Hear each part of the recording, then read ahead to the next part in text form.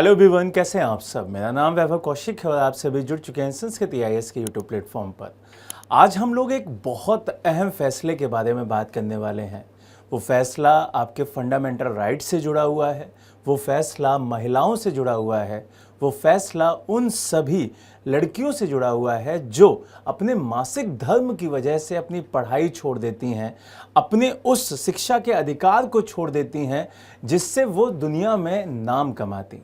अब उसी पर सुप्रीम कोर्ट ने एक बहुत बड़ा फैसला किया है कि भाई जो आपके पीरियड्स में स्वच्छता को लेकर चीज़ें आपके साथ गलत हो रही हैं या आप जिन वजहों से कॉलेज छोड़ रही हैं, अपना स्कूल छोड़ रही हैं, अब आपको छोड़ने की ज़रूरत नहीं है क्योंकि अब इसे मौलिक अधिकार की श्रेणी में ले आए हैं। चलिए अब इस पर थोड़ा सा ब्रीफ में बात करते हैं, चीज़ों को बढ़िया से समझते हैं।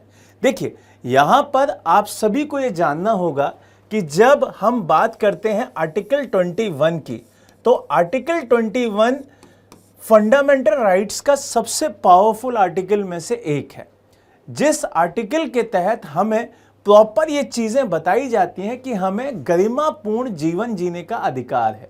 हमें ज़िंदगी इस तरीके से जीनी है कि हमको ऐसा ना लगे कि भाई हमें सिर्फ ज़बरदस्ती ज़िंदगी जिंदा रखने के लिए जीनी है ना, उसे गरिमापूर्ण शब्द दिया गया है। इसका मतलब आर्टिकल 21 के तहत अगर मासिक धर्म स्वच्छता को मौलिक अधिकार के अंतर्गत उसे डाला जा रहा है, इसका पूरा सीधा ये मतलब निकलता है कि सुप्रीम कोर्ट को भी अब लग रहा है कि भाई ये लड़कियों की जो सेफ्टी है स्वच्छता को लेकर, उस पर ध्यान दिया जाना चाहिए। उसमें कहीं ना कहीं लूप होल्स हैं जिसकी वजह से लड़कियों के साथ गलत हो रहा है, और इसी में ध्यान रखते हुए सारे न्यूज़पेपर्स में आप देखेंगे तो ये पूरा का पूरा आर्टिकल्स भर गया है, तो उसे अच्छे से आपको जान लेना चाहिए।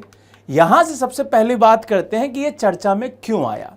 चर्चा में आने के बहुत सारे कारण हैं, लेकिन जो बेसिक कारण है वो आपको समझना होगा कि यहाँ पे सुप्रीम कोर्ट ने एक ऐतिहासिक निर्णय लिया कि जब आपका मासिक धर्म आता है, इसी को हम लोग आम भाषा में पीरियड्स कहते हैं। देखिए, यहाँ पर एक बहुत क्लियरिटी कर दूं कि हर एक पुरुष को ये पता होना चाहिए कि उसके घर में महिलाएं हैं और महिलाओं को इस पूरे मासिक धर्म से गुजरना पड़ता है। चाहे वो आपके घर में बच्ची हो, चाहे आपकी बहन हो, चाहे आपकी पत्नी हो, चाहे आपकी माताजी हो, वो इस पूरे प्रोसेस से गुजरी हैं। तो एक पुरुष के होने के नाते ये उसकी जिम्मेदारी है कि वो स्त्रियों के लिए इस चीज़ को जाने और अपने घर की स्त्री और इस समाज में जो भी स्त्री है उसकी सेफ्टी पर ध्यान दे। तो इसी वजह से आपको ये जानना मस्ट हो जाता है।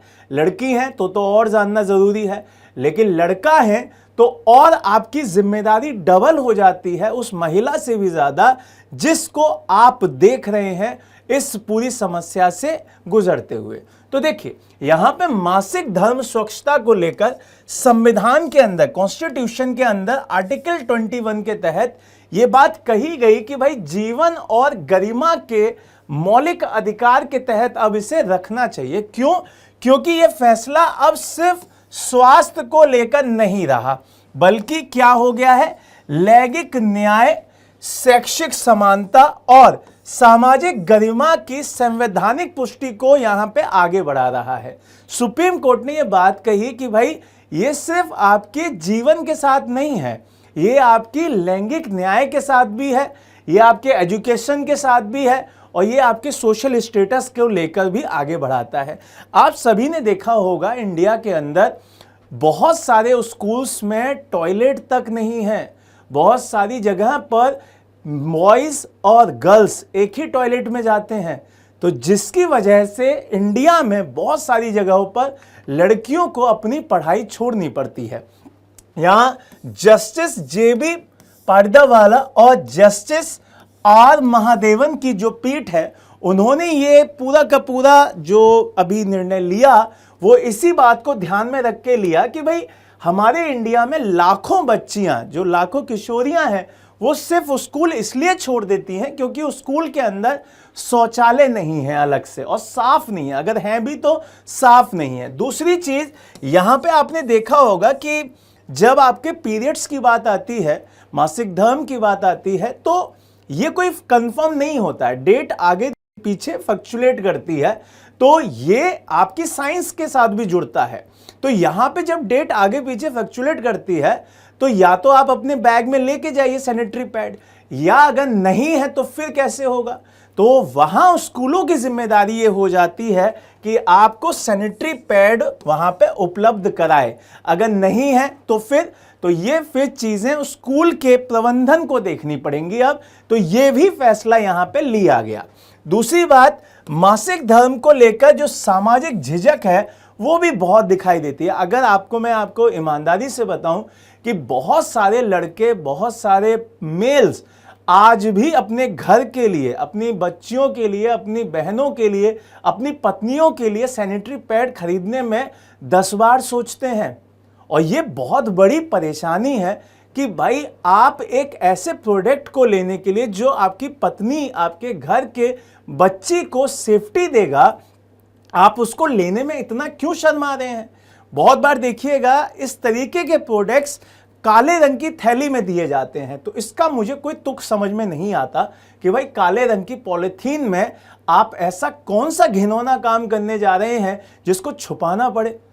तो ये जो टैबू है, जो ये झिझक है समाज की, इसे दूर करना पड़ेगा। उसी से हमारे घर की, हमारे समाज की बच्चियां स्वस्थ रहेंगी। अब यहां पर ये जब कोर्ट ने फैसला लिया है तो वो जीवन और स्वास्थ्य को देखते हुए कि भाई ये तो आप किसी की जिंदगी से खिलवाड़ कर रहे हैं, ये तो आप उनकी लाइफ से खिलवाड़ कर रहे हैं, इसीलिए सुप्रीम कोर्ट ने बहुत कड़े निर्देश दिए यहां पर। और वो निर्देश क्या हैं? वो निर्देश हैं कि सभी सरकारी सहायता प्राप्त और निजी स्कूलों में अब ये चीजें अनिवार्य होंगी। क्या अनिवार्य होंगे, उनको चीजों को समझिए। छात्रों को मुफ्त बायोडिग्रेडेबल सैनिटरी पैड्स उपलब्ध कराए जाएंगे। लड़कियों और लड़कों के लिए अलग अलग शौचालय होंगे। शौचालयों में पानी, साबुन और हाथ धोने की सुविधा होगी। दिव्यांग अनुकूल टॉयलेट का निर्माण कराया जाएगा। पालन ना करने पर प्राइवेट स्कूलों की जो मान्यता है वो तक रद्द कर दी जाएगी। तो इसका मतलब ये बहुत बड़ा और बहुत इंपॉर्टेंट फैसला हो गया। अब बात करते हैं कि आर्टिकल नंबर 21 जो है उसकी व्यापक व्याख्या क्या है, उसको समझ लेते हैं। तो यहां पर यह फैसला पूरा का पूरा इसी आर्टिकल को लेकर किया गया है और यहां से यूपीएससी में कई बार क्वेश्चन आए हैं। जब जब आर्टिकल नंबर 21 में कुछ एड ऑन किया जाता है तो वहां से क्वेश्चन बनते हैं। जब यहां पे इसकी न्यायिक व्याख्या को देखेंगे, इसके विस्तार को देखेंगे, तो ये आपको पहले सिर्फ जीवन की जो शारीरिक अस्तित्व है उसको लेकर था, लेकिन अब यहां पर जीवन के साथ साथ ये और भी चीजें जुड़ती जा रही हैं। स्वास्थ्य हो गया, आपकी गरिमा हो गई, ऐसा नहीं कि आपके सम्मान को कोई भी हनन करके निकल जाएगा। आपकी स्वच्छता और अवसर की समानता, यह भी इसमें रखा गया है। दूसरी बात, यहां से मासिक धर्म की स्वच्छता को मौलिक अधिकार मानकर कोर्ट ने यह भी स्पष्ट किया कि यह कोई भी कल्याणकारी सुविधा नहीं है, बल्कि एक संवैधानिक दायित्व है। यह सरकार का कोई वो नहीं है पॉलिसी के तहत, ये कॉन्स्टिट्यूशन की पावर है कि भाई आपकी लाइफ इससे खराब हो सकती है, आपको बहुत सारे नुकसान हो सकते हैं। इसी वजह से इनको ध्यान में रखते हुए सैनिटरी पैड की व्यवस्था स्कूलों में अब होनी चाहिए। क्यों? क्योंकि इससे शिक्षा पे प्रभाव बहुत दिखाई दे रहा है। बच्चों को जो ड्रॉप आउट रेट है वो लड़कियों का ज्यादा दिख रहा है, किशोरियों का आत्मविश्वास उससे बहुत कम होता है और इसी को बढ़ावा देने के लिए यहां पे इसे स्टार्ट किया गया। जैसे आपने देखा होगा, अगर किसी लड़की को पीरियड्स का टाइम चल रहा होता है तो वो स्कूल नहीं जाती है। क्यों? क्योंकि पता नहीं कब वहां पर मासिक धर्म उसका स्टार्ट हो जाएगा। तो जो हमने अभियान चलाए हैं, बेटी बढ़ाओ बेटी बचाओ, ये सारे ऐसे ही कंप्लीट नहीं होंगे। उसके लिए हमें काम करना होगा, उसके लिए हमें देखना होगा कि भाई हमारे समाज की बच्चियों को किस तरीके से आगे बढ़ाना है। बहुत सारे फेज हैं इस समाज में। आज ही एक रिपोर्ट आई कि 6 साल की दिल्ली की बच्ची का रेप हुआ। ये समाज ऐसे घटिया लोगों से भी भरा हुआ है, तो हमें उन घटिया लोगों का तो एकदम सफाया करना ही चाहिए, लेकिन हमें पहले उनको मजबूत बनाना चाहिए लड़कियों को, जिससे कि वो खुद इन लोगों को साफ कर सके, उनको दिखा सके कि भाई हम किसी से कम नहीं है। दूसरी बात, स्कूलों में सेफ और जेंडर जो सेंसिटिव माहौल है वो चीजें वहां पर दिखनी चाहिए कि भाई हमारी किस तरीके से इक्वलिटी है जेंडर को लेकर, हमारे लिए भी हैं वॉशरूम्स, उनके लिए भी वॉशरूम्स हैं, तो ये चीजें समझनी चाहिए। यहां से अगर मैं बात करूं स्वास्थ्य और सामाजिक प्रभाव की, तो वो भी समझना है कि भाई संक्रमण को लेकर, स्वास्थ्य को लेकर उससे जोखिम कम होंगे। मासिक धर्म से जुड़ी हुई जो समस्याएं हैं, उनकी जो चुप्पी है, जो उनका कलंक है, वो खत्म होगा। किशोरियों में जो स्वास्थ्य साक्षरता है उसका बढ़ोतरी होगी, वो बढ़ेगा वहां से। अगर मैं प्राइवेट स्कूलों की बात करूं, क्योंकि अब इसकी गाइडलाइन में प्राइवेट स्कूल भी हैं और उस पर क्लियर कहा गया है कि अगर वो यहां पे सैनिटरी पैड की व्यवस्था नहीं करते हैं तो उनका पूरा का पूरा जो मान्यता है वो खत्म कर दी जाएगी। तो यहां पर सीधे किस पे असर पड़ने वाला है? प्राइवेट स्कूल्स पे पड़ने वाला है। ये चीजें आपको ध्यान रखनी होंगी। दूसरा, सरकार की जवाबदेही कि भाई राज्यों और केंद्र शासित प्रदेशों को अब सीधे जिम्मेदारी ठहराया गया है कि भाई बजट हुआ या संसाधन की कमी का बहाना अब आप नहीं बना सकते हैं। आप सुदूर ग्रामीण स्कूलों तक पैड्स की आपूर्ति सुनिश्चित इन्हें करनी होगी। सरकार को यह देखना होगा। देखिए, मासिक धर्म को आप रोक नहीं सकते हैं, वो आपका जो पूरा क्लॉज है वो होगा ही होगा। अगर मैं बात करूं मासिक धर्म के मोटे मोटे पॉइंट्स की, तो लड़कियों को ये प्रॉपर पता है, लेकिन जैसा मैंने स्टार्टिंग में कहा कि लड़के की ज्यादा जिम्मेदारी है कि वो समाज में उसके घर के जो महिलाएं हैं उनके बारे में पता रखे, उनकी सेफ्टी के बारे में पता रखे। तो यहां आपको यह समझना होगा कि जो मासिक धर्म होता है यह एक प्राकृतिक जैविक प्रक्रिया होती है। इसमें हर महीने जो गर्भाशय है उसके बारे में यह पता चलता है कि हाँ भाई ये सारी चीजें अभी फिट चल रही हैं, और ये 28 से 30 दिनों के चक्र की होती है, और ये अप्रोक्स आपके 11 साल की बच्ची को लेकर हो सकता है स्टार्ट हो जाए। बेसिकली ये 14 से 13 साल की लड़कियों के स्टार्ट हो जाते हैं। इससे यह भी पता चलता है कि महिला का जो प्रजनन तंत्र है वो भी स्वस्थ है। इसीलिए जिनकी पीरियड साइकिल डिस्टर्ब होती है उनको यह कहा जाता है कि भाई चेकआउट करवा लो आप, जिससे आपका प्रेगनेंसी वाली जो चीजें हैं उसका पता लगता रहे। अब यहां से इस दौरान जो स्वच्छता बनाने की बात है वो अत्यंत आवश्यक हो जाती है, जिससे कि आपका संक्रमण, एनीमिया, इस तरीके की समस्याएं ना हो, उस तरीके की समस्याओं से बचे रहें। अब यहां से आर्टिकल नंबर 21 भी समझ लीजिए भाई। आर्टिकल नंबर 21 यह कहता है कि भाई जीवन और व्यक्तिगत स्वतंत्रता का जो मौलिक अधिकार है वो क्या है? तो भारतीय संविधान का एक मौलिक अधिकार है जो सभी नागरिकों को जीवन और व्यक्तिगत स्वतंत्रता का अधिकार देता है। सबसे इंपॉर्टेंट आर्टिकल्स में से मैं एक मानता हूं इसे। इसके प्रमुख बिंदु क्या है? जीवन का अधिकार, व्यक्तिगत स्वतंत्रता का अधिकार। आपने जब पॉलिटी पढ़ी होगी तो इसे अच्छे से पढ़ा होगा कि भाई केवल अस्तित्व तक ही सीमित नहीं है, इसका जो सम्मानपूर्ण जीवन की बात है वो यहां पे आ जाती है, उसको रखा जाता है। और व्यक्तिगत मतलब किसी व्यक्ति की अनुचित गिरफ्तारी हुआ या उसको हिरासत में लिया गया, शारीरिक आजादी से वंचित किया गया, वो इसके तहत नहीं कर सकते हैं। दूसरा, यहां पे न्यायिक व्यवस्था की भी बात की गई है और मौलिक महत्व की भी बात की गई है कि भाई ये एक आधार स्तंभ है। जब मैं बात करता हूं कि इस पूरे आर्टिकल के तहत सुप्रीम कोर्ट के द्वारा बदल बदल के चीजें बदलाव की गई हैं और उसका विस्तार किया गया है, तो वो आपके एग्जाम के लिए इंपॉर्टेंट हो जाता है। आपको पता होना चाहिए कि वो कब कब किया गया। तो यहां से सबसे पहले आपको ध्यान रखना होगा, मेनका गांधी बनाम भारत संघ 1978 में सबसे पहले इसके बारे में पता चलता है, एक केस दिखाई देता है। तो वहां पे आपको पता होगा कि जो परिणाम आया था इसमें कि व्यक्तिगत स्वतंत्रता में गौरवपूर्ण जीवन जीने का अधिकार इसी के साथ रिलेट किया गया था। यहां से दूसरा आता है स्वास्थ्य का अधिकार। जब आप बात करते हैं कि भाई पश्चिम बंग खेत मजदूर समिति बनाम पश्चिम बंगाल सरकार 1996 में ये सीधे सीधे जीवन के अधिकार में स्वस्थ जीवन और स्वस्थ सुविधाओं को लेकर इसे जोड़ा गया था।